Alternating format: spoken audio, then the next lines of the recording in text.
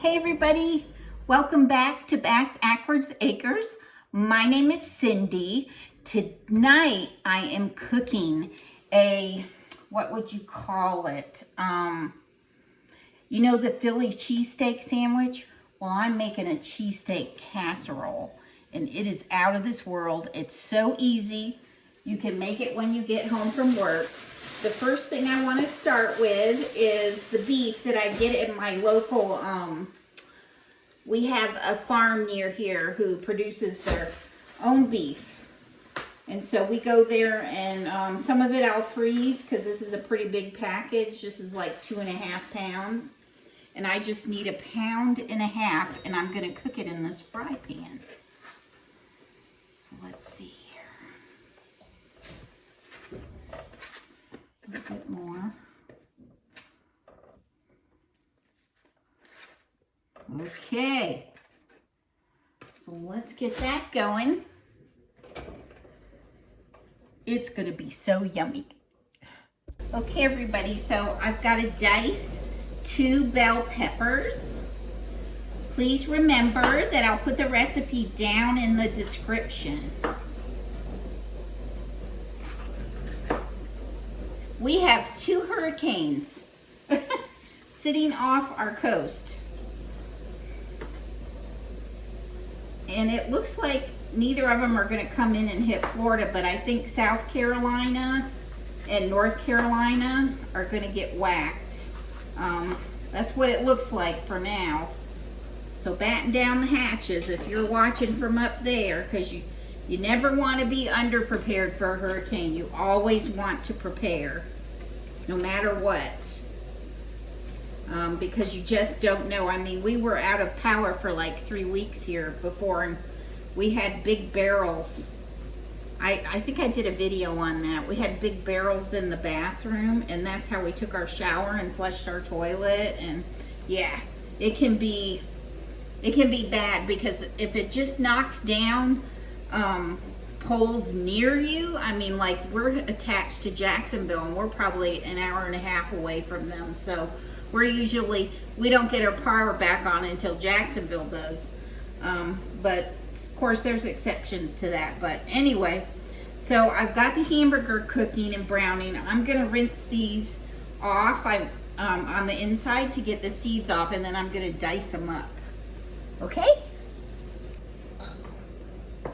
I'm dicing away, and then I'm going to do half of this Vidalia onion that I have here. This is going to be so yummy. Definitely a low carb option, because we're not going to have it on a sub. As much as we would like that. We have a really great sub shop in High Springs, and I'm telling you, I forget the name of it. It's a downtown single owner. It's not like one of the chain ones. Gosh, I can't think of it. Anyway, it's right on the corner in the downtown. You can't miss it. All of their stuff is so fresh that they put on their subs. And I usually get an Italian sub when I go in there. But I haven't been in a while because I'm trying not to eat the bread. But it's really hard. So he also makes fabulous cheesesteaks. You can get them the way they make them in New York, which is just meat and cheese primarily. Or you can get them with all of this on it. Either way, they're delicious. But anyway, so I'm going to finish chopping up this green pepper. I'm getting there. And then I'm going to start on the onion. Okay? If you're new here, you see my cabinets. They're relatively new. But I actually went for 13 years without a proper kitchen. I had 2 plastic tables here and a mop sink between them, and then on the other side I had a china cabinet that I picked up at a thrift shop for like $40, and that's where I kept all my canned goods and stuff. So it was we bought a foreclosure house, and it took a long time to get it up to snuff. And we didn't want to go into a whole bunch of debt, so we would like borrow the money to do the windows, pay those off. Borrow the money to do this or that, pay that off before we do anything else. So that's a good way to think about it and be careful with your money, is to don't take on more debt than you have to. And so that's what we did. So finally, after 13 years, we were ready to do the kitchen. So we had it done at your local blue and white hardware. You know who I'm talking about. That's who did them. And they did a great job. Are they perfect? No, they're not perfect, but they might as well be, because compared to 2 plastic tables and a mop sink, I mean, it's a step up. Way a step up. But anyway, so I've got one more half to do on my green pepper. Now you don't have to use green. You can use any kind, just as long as it's a bell pepper. Okay, I'm gonna get this stirred up and try to get that onion chopped. My onion's pretty tiny, so I think instead of half an onion, I'm gonna put the whole one in there, because vidalias are usually like, they're big. So I'm just gonna chop this up. And trust me, that rinsing the onion in water, it really does work. Really does. Don't cut your hand, Cindy. I'm getting pretty fast moving my hand away. You cut yourself a few times, it speeds you up, right? All of a sudden you're the $1 million man or woman. You can move like lightning speed. All right, let's cut this one.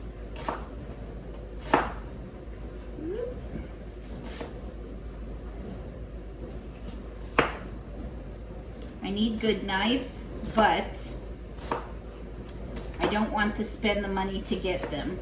If any of you know really good knives, these are Ginsu knives that I've picked up at thrift shops, and they seem to work really good.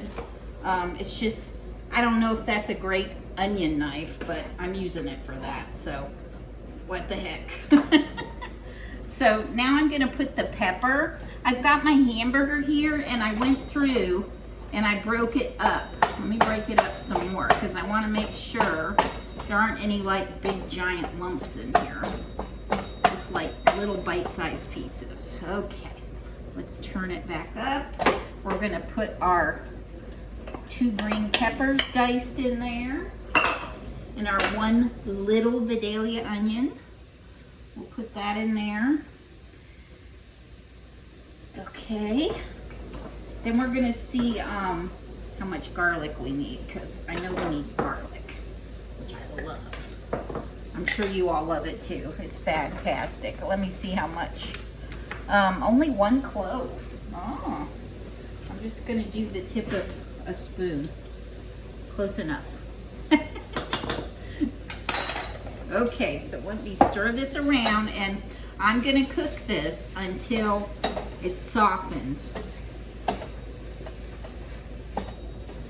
Then I'm gonna season it, and ultimately this is gonna go in the oven. I love the oven. I love casseroles. Aren't they great? 1 pan, throw it together, get it in the oven, and you've got your family a meal. So let me see, what does this bake at? 350, so that's no biggie. So we'll get that preheating, okay? I've got a teeny tiny piece of butter. I'm gonna butter this 8x8 pan. Now it says to use a 9x9 pan. I'm gonna use my 8x8 because I don't think I have a 9x9. Now I could, I just don't feel like looking, and I love this little pan. It's got pretty high sides. So now I have that all buttered, and we're just waiting on this to get cooked.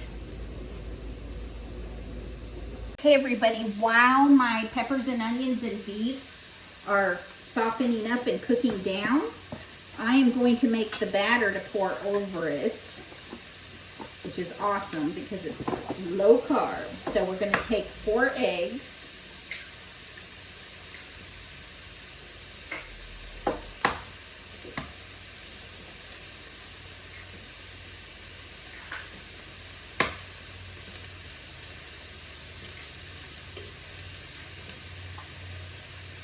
Ooh, I felt a sneeze coming on. Excuse me.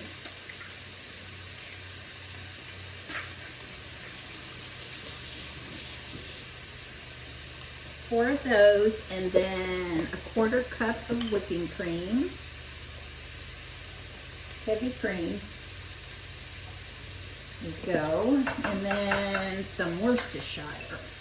How much Worcestershire? I don't remember. A teaspoon. A teaspoon of Worcestershire. Okay. Whoa, got a little extra, but that's okay. Now let me get my fork, and I'm going to whisk this all together.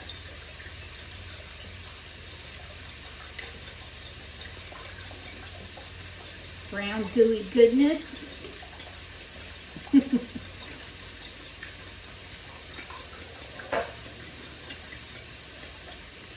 right.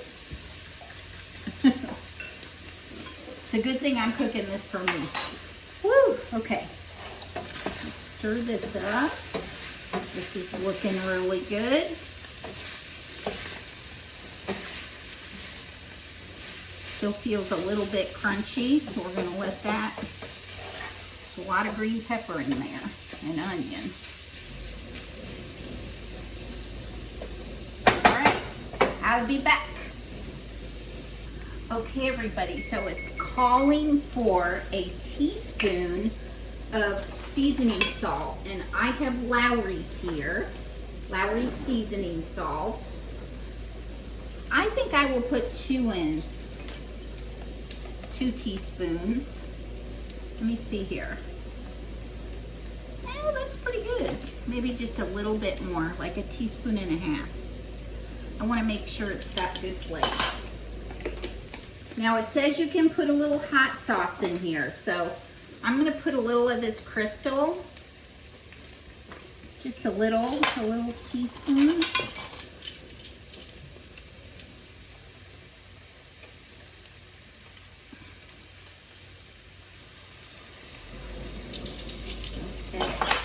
This is about had it, that bottle. It's time for a new one. Uh-oh. I don't know what happened. Anyway, let's stir this up, and then we'll get this casserole put together. Real easy.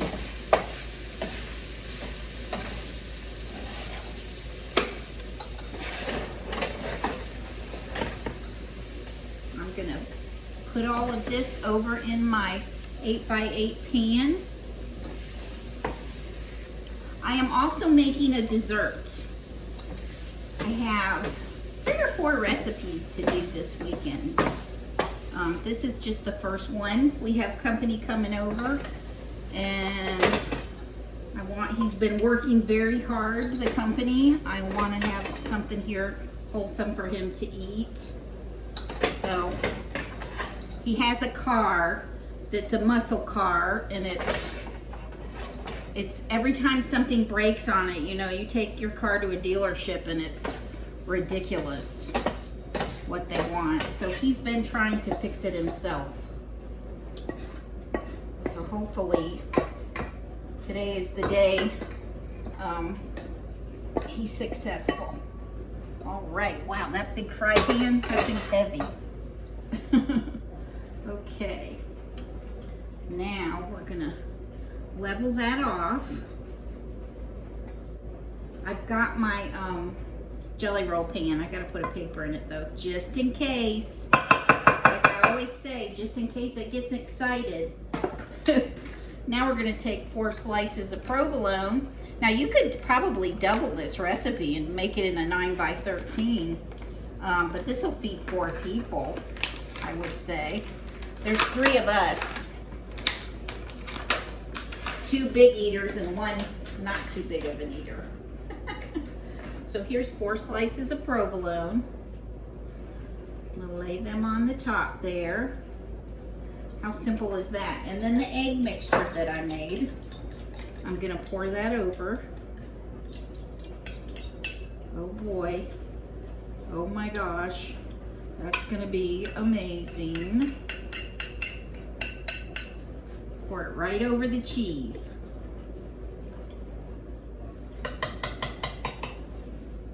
And let me get my parchment paper on my jelly roll pan. And we're gonna sit it on here. Let me show it to you. Let me show it to you before it goes in the oven, because then you can see how easy and how good it's gonna come out. We're gonna let that bake for about 20-25 minutes till it gets all bubbly and brown and yummy. Okay, so the oven is preheated to 350. We're gonna get this in the oven. And then when it comes out, I'll come back and we'll taste it together. Okay, everybody, it's out of the oven. Let me show it to you. So simple and low carb. If you don't want the round circles, you could use shredded provolone. Or you can just cut that up. But anyway, let's give it a taste. Now, normally you would let this sit a few minutes. I know I say that every time, but then I end up tasting burning hot food. So let me get just a little corner out of here. Oh, wow, that looks really good. Oh, yeah. Okay. You can see how hot it is. Wow.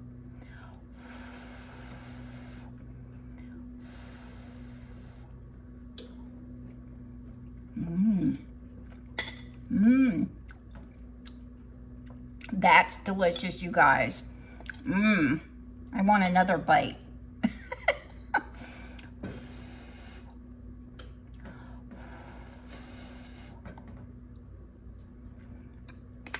Mmm.